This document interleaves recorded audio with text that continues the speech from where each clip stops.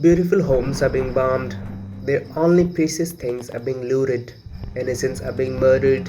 Women are kept as sex slaves. Children are being killed or left deeply wounded.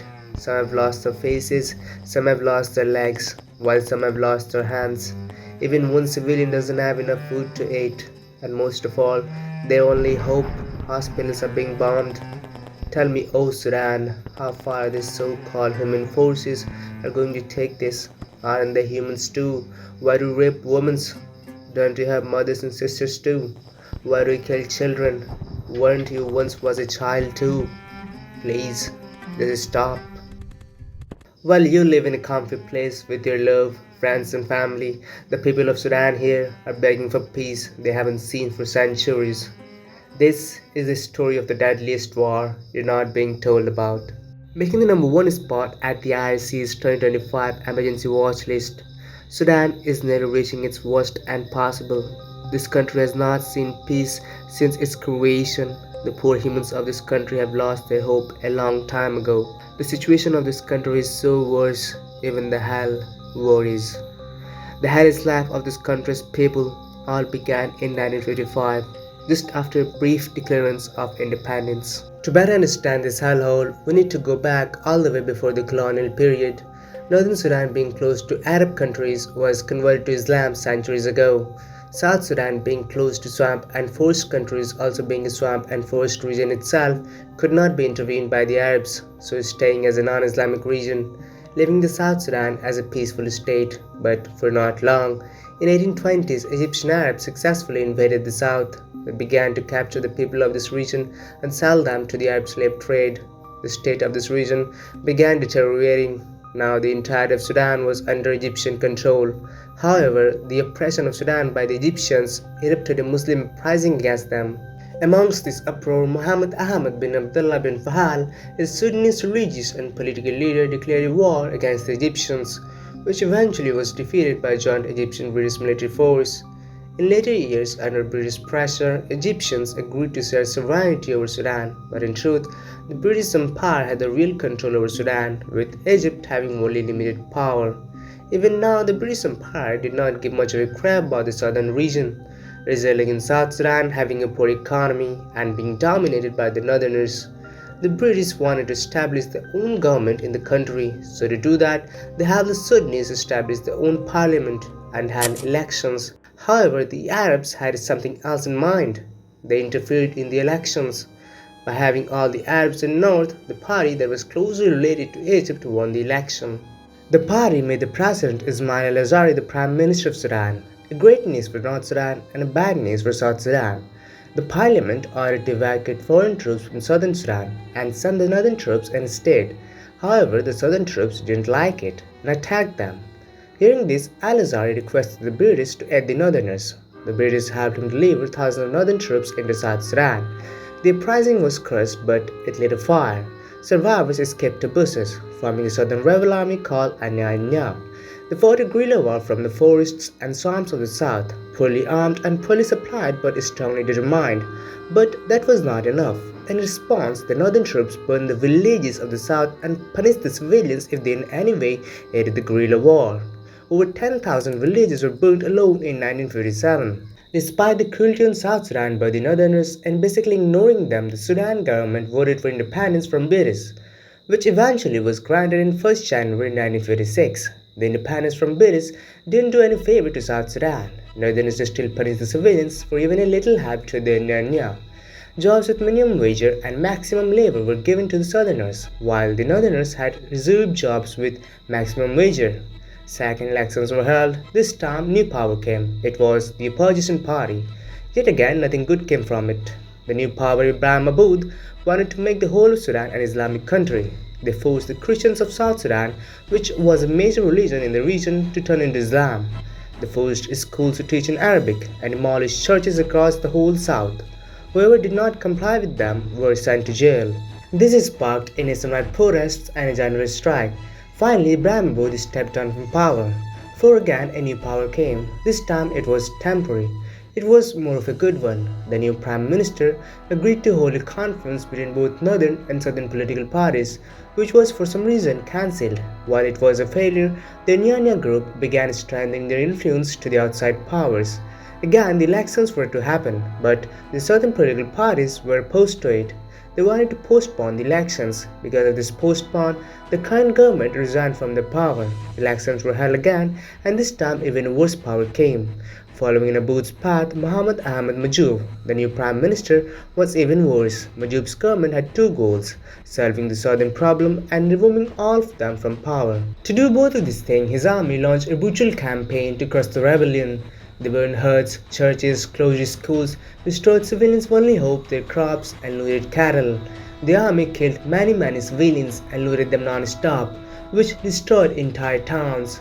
The brutality of Majoub was so worse, some scholars described it as genocidal. These massacres were not stopped until a new power, Ghaffar Namari, came.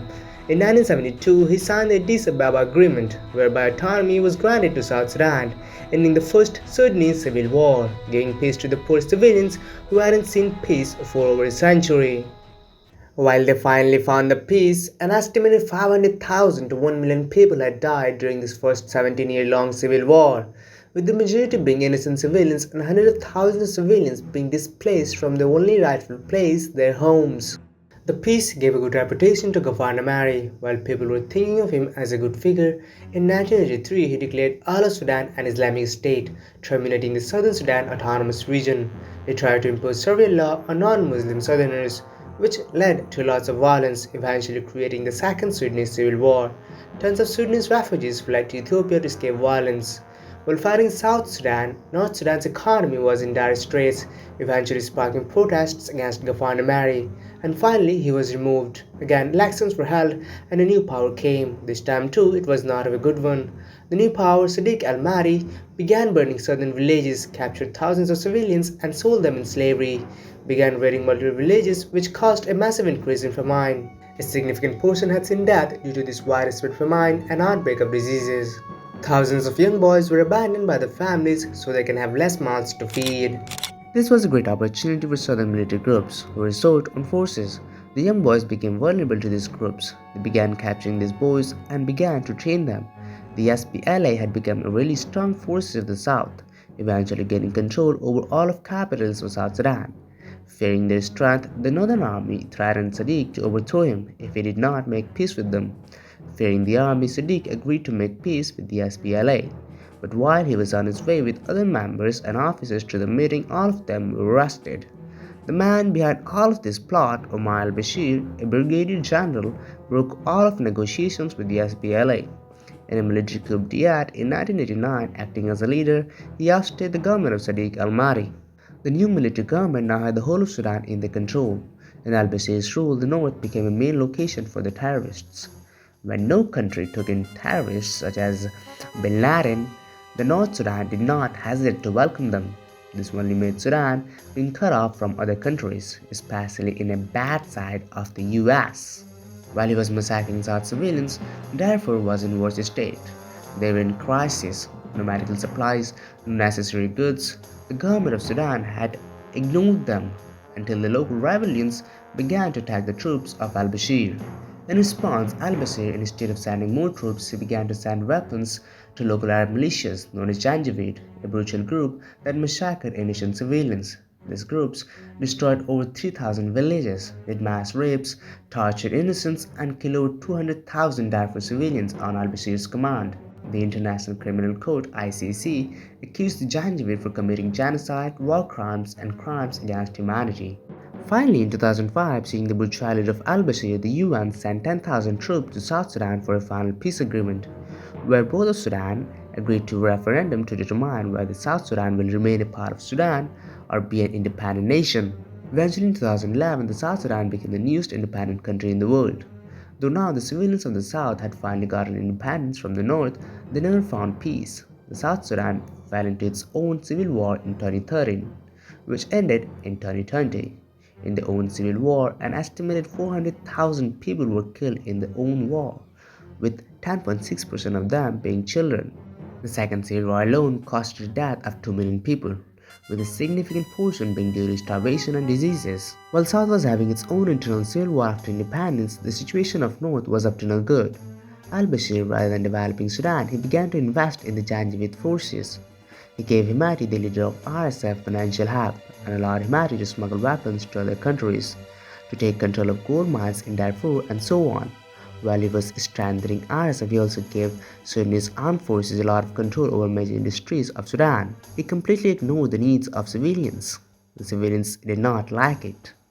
They began to revolt against him, which ended up creating the biggest revolution in Sudan's history. Al-Bashir was eventually put down by his own most trusted people, Hemati and ASF leader Burhan. The civilians were happy but not finished yet. They kept on protesting for a new rule, a civilian rule, but these two men did not care. Hemati, as the leader, both RSF and ASF forces began killing protesters throughout the country, especially in Khartoum, where they killed 100 protesters in one sitting. The massacres did not stop until in August 2019 other countries pressured them for a new joint civilian military rule. Under this new agreement, the power for the first 21 months had to be a military member, and for the next 18 months the new power had to be a civilian member. Despite several warnings from protesters, these two were put in as representatives of the military, with Burhan acting as chair and Hemati as his number two. While the elections for the return of democracy were scheduled to be held in 2023, Abdallah Hamdok was selected as the new prime minister during this 39-month transition process. On October 25, 2021, in a military coup d'etat led by al-Burhan, he temporarily seized all the power. He began dissolving the government and declared a state of emergency. He reformed the Transitional Council in 11 November, with most civilian members replaced by military members. Due to too much military interventions in the power, Hamdok resigned on January 2022, which halted Sudan's transition to democracy. More protests were fueling, demanding to return power to civilian authorities. Again, other countries pressured these two leaders to sign a new agreement with the protesters for a joint civilian military rule. They both signed the agreement, but on 11 March 2023, a key part of the deal was brokered. The RSF needed to be a part of Burhan's army, and Burhan wanted that to happen in 2 years, but Hemati insisted on a 10-year proposal. If it was to have happened, the problem was whether the RSF would still be under control of Hemati or will be commanded by Burhan. Hemati did not want to lose control over the RSF. This led the RSF to attack multiple SAF-controlled regions. On 15 April 2023, RSF attacked Khartoum Airport, captured the headquarters of a state broadcaster, Sudan TV, and closed the bridges and roads in Khartoum, creating the Third Civil War, which is still ongoing. The next day, in the counteroffensive, SAF retook the headquarters of Sudan TV. Internet services were totally shut down. Hemati commanded his forces to attack the base where al-Burhan was, and ordered them to kill him. Unfortunately for Hemati, al-Burhan was able to escape, leading the war to a more bloody bath. On 20 May 2023, pressure from both the United Nations Human Rights Council, United States, and Saudi Arabia made both the RSF and SAF to sign a treaty in Zara.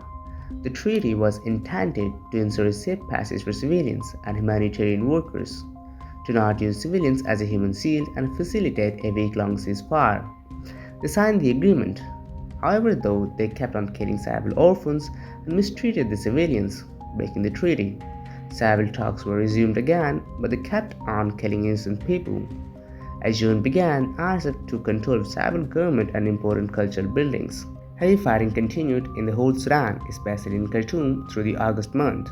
Throughout this month, Darfur was no exception. RSF forces began killing massively civilians and many armed who tried to oppose them. While the RSF killed many, the SAF was no less. In their part, they killed many civilians. RSF claimed that it had taken full control over all of central Darfur. By the end of November, Al-Fashir was the last of 5 capitals in Darfur under SAF control. Fighting intensified in Khartoum, with RSF taking major gains. Weakened SAF leader al-Bashir began to arm civilians with weapons to fight against the RSF forces. As 2024 began, the RSF headed toward Dalang, meeting fierce resistance from the army and civilian militias, which resulted in retreat of RSF from the city. As of April, Khartoum was still facing the bloody war between both forces, with the SAF gaining control of Omdurman city, while the RSF is still in control of central Khartoum and North Khartoum. As of April 2024, civilians were still trapped with no safety or food in the bloody Battle of Al Fashir. If the battle keeps intensifying here, there could be a mass slaughter. As the 2024 came to its end, the fighting in Khartoum became so worse that the month of October went to be the deadliest month since the war began. Both parties began bombing civilians areas at a daily routine. As 2025 began, North Khartoum was in control of ASF and was preparing to attack Central Khartoum. As of May 2025, the ASF claimed it had fully expelled the RSF from Khartoum state. According to a November 2024 report, more than 61,000 have been killed between April 2023 and June 2024 in Khartoum state alone. At least more than 150,000 have been killed on this ongoing war, with an estimated 522,000 children being dead from starvation. Innocent civilians are being killed on a daily routine to this day just because of this two men, with malnutrition being the key factor for more deaths. So many innocent people have lost their father, while some have lost their mother. Some have lost their child, while some have lost their reason to live. Some have lost their self, while some have lost their hope. The war only have brought destruction. The history has proven that, but also has proved that in later years it had brought peace. So why haven't the people of Sudan and on this era